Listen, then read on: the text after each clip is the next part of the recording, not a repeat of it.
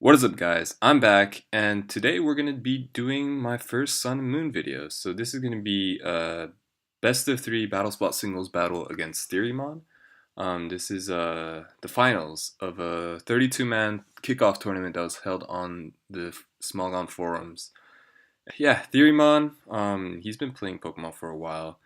He's also playing a lot of battle spot. He's like top 10 globally for the overall ranking, which takes into account singles, doubles, special, and the VGC ladder. And even on the singles ladder, he's like in the 1800s, I believe he told me last time. So yeah, he has experience in the higher range of the ladder. It's not like 2000, but it's like yeah, in the 1800 range of the ladder, which is pretty good. And yeah, it's definitely a threat that I need to overcome if I want to win this tournament. So this is going to be game one. This is just the team that I made to beat Theorymon, basically. Just looking at the teams that he used in past rounds, I figured that this was the best team to take him on in. So yeah, this is going to be Mandibuzz, Tapu Lele. Mandibuzz is Rocky Helmet, Scarf, Tapu Lele, Bone, Marowak, Megagara, Sash, Nihilego, and Life Orb Tapu Koko. Well, he has Tapu Koko, Celesteela, Marowak, Primarina, Beware, and a Porygon 2. So, Porygon 2 is actually a pretty big threat for my team. He does use Porygon 2 a lot, but I actually think I might have underprepared for it. You know, Tapu Lele can do a decent chunk. Mandibuzz can Toxic it. Flare Blitz does a lot to Porygon 2. And yeah, because there's not much that can switch into a Marowak. But yeah, let's just hop right into this game. So, just looking at this team, he does Theorymon. Like I've talked with him a lot.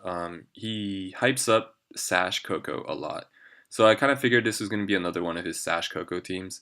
So I kind of wanted to lead with Nihilego and set up rocks as soon as possible, just assuming he doesn't lead with Tapu Koko, so that when he comes in, his Sash is broken and I can revenge him a lot easier. Whereas if I don't break his Sash, then I can't really sweep with Gyarados. I can't really sweep with Tapu Lele because he's just gonna block it and just revenge kill me while he lives on 1 HP. So yeah, I lead Nihilego, and in the back I have Mandibuzz because Mandibuzz beats 3 of his Pokemon very, very well. It doesn't really enjoy taking Thunderbolt from Porygon 2, but it doesn't take too much. I'm faster, I can taunt it, I can Toxic it. It's really good. Flare Blitz, like this thing's Flare Blitz has so much damage output, but Mandibuzz's physical bulk is higher than Skarmory. So it still does like 60, but like including Rocky Helmet and the Flare Blitz recoil, I can roost that off and I can win against this 1v1 easily.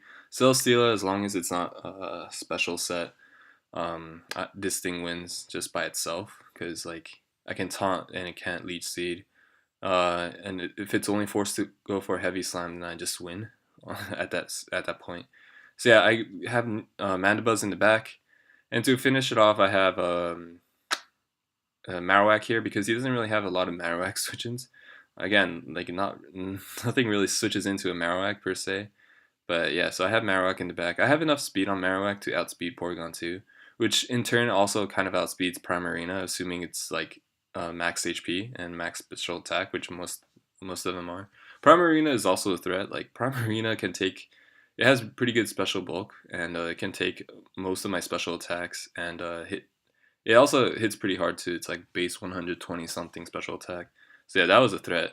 Anyways, I lead off with the Nihilego like I said earlier, and he leads off with the Coco. So right here, it's rather unfortunate because I kind of predicted him to be Sash Coco.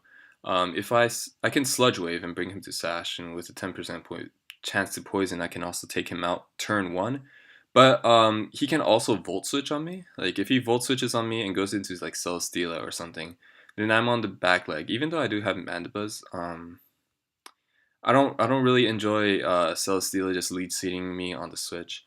So yeah, if he Volt Switches against me while I Sludge Wave, that would have been pretty bad. So I go into Marowak in order to absorb the Volt Switch and to prevent him from gaining initiative on the second turn. So yeah, I go into Marowak. He goes for the HP ground, and it does exactly 50%. So here I did a calc. Apparently the 50% was a high roll. Um, Basically, it was like a 12%. It was like something in the teens percent of knocking me out in 2 hits. In the next turn I go for Flare Blitz because if he HP grounds and I live, then I can go for a Flare Blitz, bring him down to very very low, and then I can go into Nihilego and actually just take him out after taking an HP ground. And I do take an HP ground, not because I'm Sash, but because HP ground Coco is pretty weak. Even though I'm quad weak, it does negligible damage. It does like half as well. Yeah, and once I kill the Coco, then I get a Beast Boost and plus one Nihilego takes on basically everything bar to Celesteela, which was my plan, and but unfortunately, he does get another high roll and Marowak goes down. Maybe Porygon 2 might have been a problem, but then like what is Porygon 2 gonna do? Like Porygon 2's attack does like 10% or something to Nihilego, like Ice Beam does 10%. It's not gonna go for Tri Attack. Shadow Ball is like 10% as well. So yeah, anyways, in the back I have Mandibuzz and a Nihilego, so obviously I'm not gonna go for a Mandibuzz and I'm gonna go for Nihilego. My only chance here is to poison him with the Sludge Wave, and because HP ground is going to 2-hit KO me. And as you can see, like Nihilego's special defense is really nice, and it doesn't even bring me down to Sash despite being quad weak. And yeah, unfortunately, I do not get the toxic or the poison. It's a regular poison with Sludge Wave, and he lives and kills me in the second HP ground. And there's no way Mandibuzz lives a Thunderbolt from a Tapu Koko. So that's game one. I get 3-0'd in game one, which is not very good. In game two, let's go. Okay, so game two, I decided to change my team. I figured he was going to stay with the same team because that's a lot of people do this. Whenever they win game one with one team, they just tend to stick to it. So I decided to bring this team, which looked kind of decent against his team as well, because Tapu Bulu is very, very, very good against this team. It obviously doesn't enjoy like Celesteela and Marowak, but if I can catch the Marowak on a switch, then I'm choice banned with Stone Edge, so if I catch that on a switch, then it takes that out. Celesteela, it gives Porygon Z a free Z conversion, which is very, very nice. Porygon 2 is obviously an annoying Pokemon, but I do have the choice banded Tapu Bulu, which would do a considerable amount. I don't think it kills, obviously, because it's a Porygon 2, but Porygon 2, Tapu Bulu is very, very good against this team, so I decided to bring this. I decided to lead with Cloyster, because I figured he was going to lead with Tapu Koko again. Cloyster can live one hit, and it can Shell Smash, and proceed to do enough damage to the point where Tapu Lele can Psychic Sweep, or Tapu Bulu can Choice Band Sweep with whatever move I need to sweep it with. The thing about Cloyster is, yeah, like it almost one hits Celesteela, brings it down to Psychic range, assuming it's not Fizz Def. And if it is Fizz Def, it brings it down to 20%, I think. And Tapu Lele's, and it's not specially defensive for Tapu Lele, and does like Tapu Lele, I think does like 35% in Psychic terrain. Very, very nice stuff. So I lead Cloyster, and I have Tapu Lele and Tapu Bulu in the back.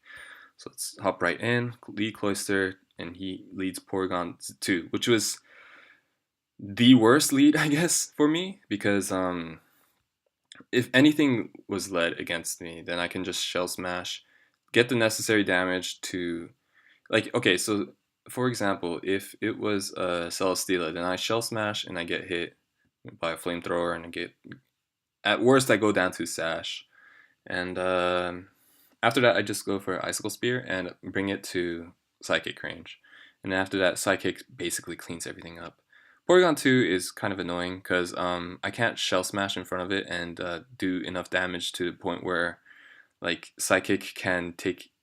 Well, like, the thing is, I don't enjoy the defensive core of Porygon 2 and Celesteela without having Cloyster at full health. So I decided to save this Cloyster and go into Tapu Bulu because there's no way Theorymon will Ice Beam the Cloister, like not Waltz right in front of him.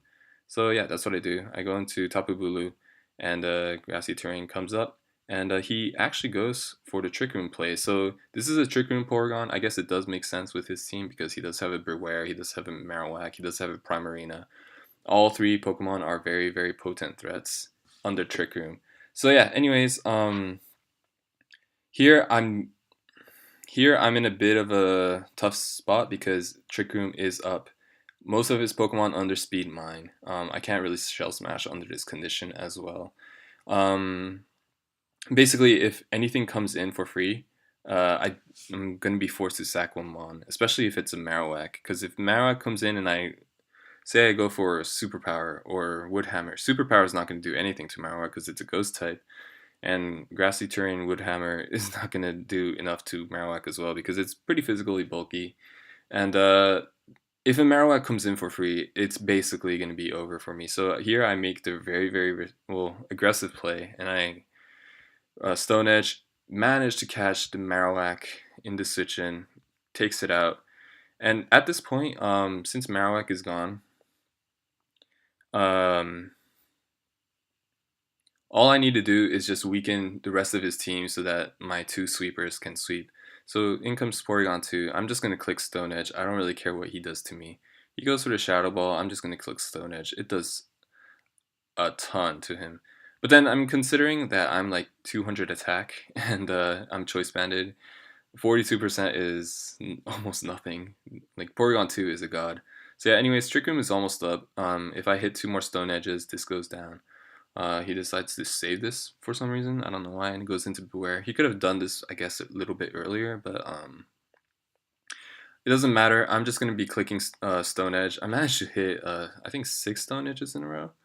And basically everything is down to Shell Smashed Icicle Spear range. And Theorymon notices that it's a checkmate and forfeits the battle. So I take the game 2, and it's tied up 1-1. So for third game, I thought, he might not stick with this team because I do have matchup in this. I do have matchup with this blue team that I have.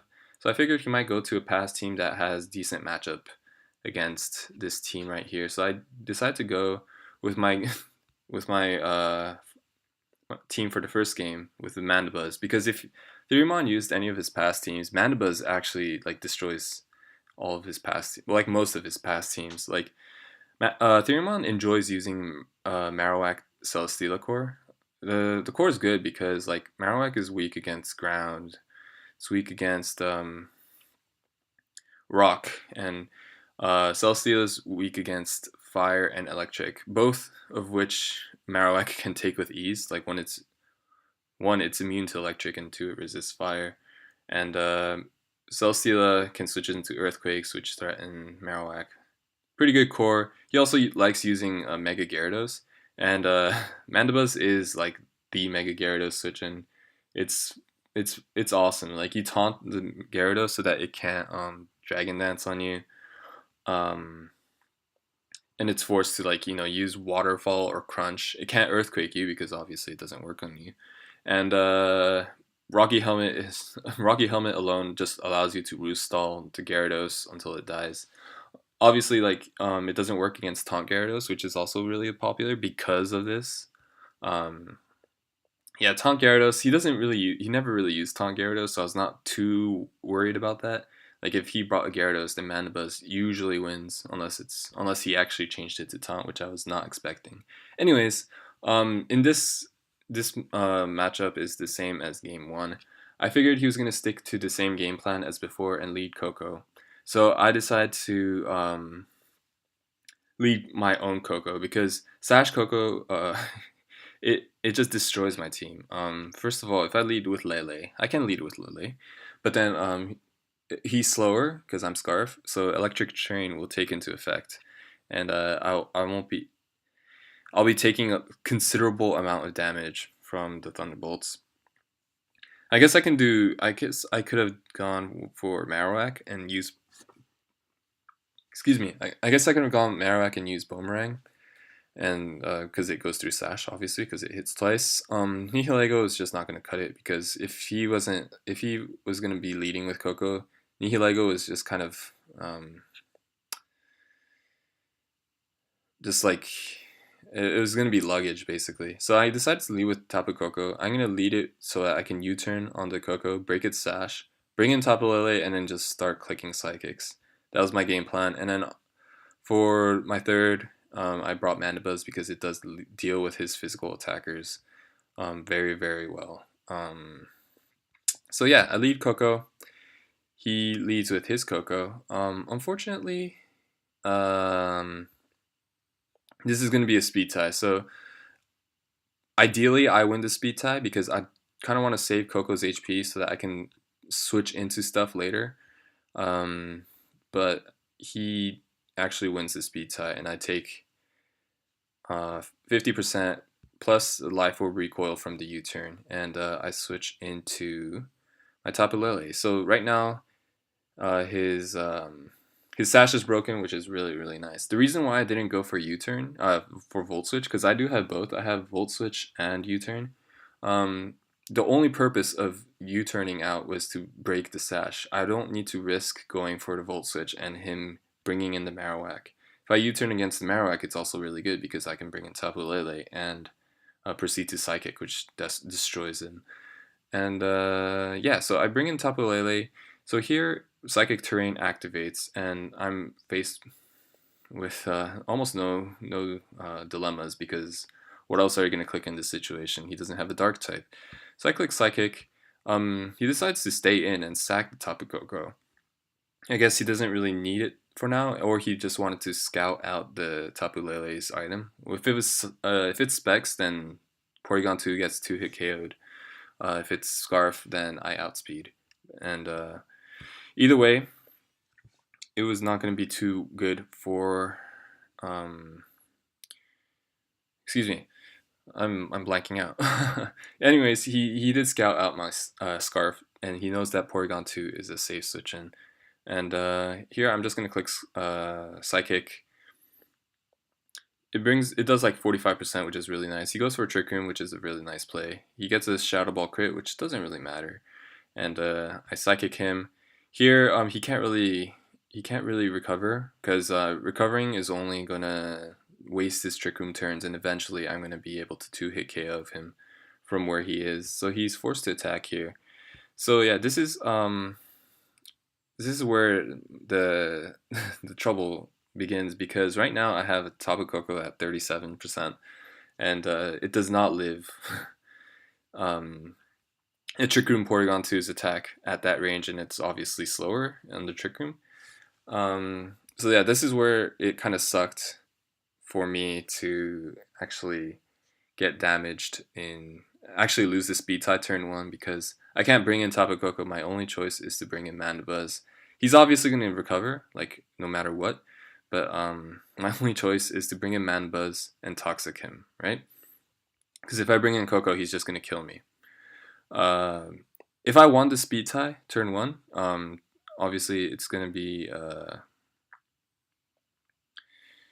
the Dazzling Gleam would have done, I guess, like, it does like 30%, I think, I want to say, to Tapu Lele, and then Shadow Ball, if it didn't crit, I think I live. I'm pretty sure I live anyway. It's an offensive Porygon 2, but it's not, its download only did the physical side. So yeah, I would have lived. I would have brought Porygon 2 to this range, and Tapu Koko would have been at full HP, which allows me to just spam Thunderbolt, because he can't keep up with Trick Room and me Thunderbolting while he recovers. Because eventually I'm gonna get 2 turns, 2 attacks off in a row where he can't recover, and Thunderbolt does like 40% as well, because I'm Life Orb. And yeah, he also has almost no switch-ins, and if he switches into Marowak, then I have Mandibuzz. So my only hope here is to go into Mandibuzz, because Tapu Koko is very, very weak, and my only play here is just to go for the Toxic, as he does recover, because that is his safe play. And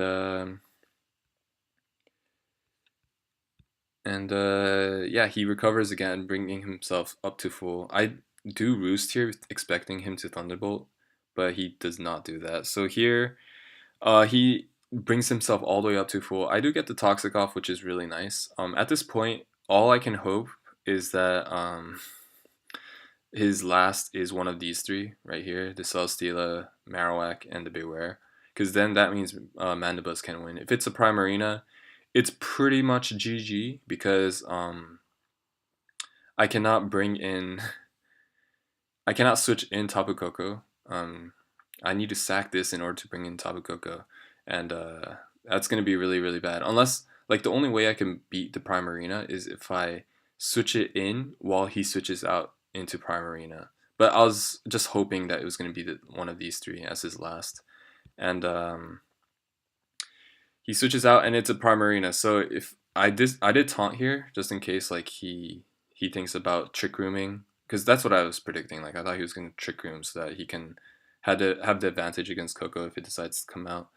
I did taunt so that the Porygon 2 would have had considerable toxic damage, and I would have been able to deal with it with this Mandibuzz by just roosting. But he does bring the Primarina in on the taunt, and right now I have no switch in. He's gonna just Moonblast. I have no way to live this. My only option is just the Toxic. This is just like a futile effort. He turns out to be Life Orb as well, which is pretty interesting. Um, yeah, right now my only choice, and he's also Aqua Jet, which is really really cool. So yeah, my only choice is to just Thunderbolt, and I only have one Life Orb hit left in me.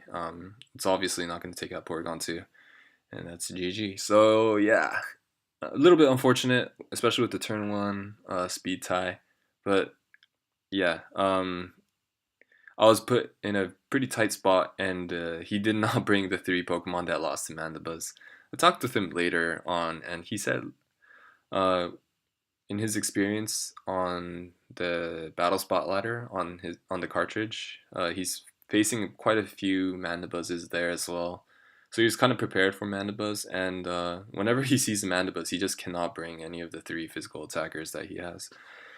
So yeah, yeah. Anyways, good games to Theorymon. He's definitely a very very good Sun Moon battle spot battler, and I hope to get my revenge in a future tournament.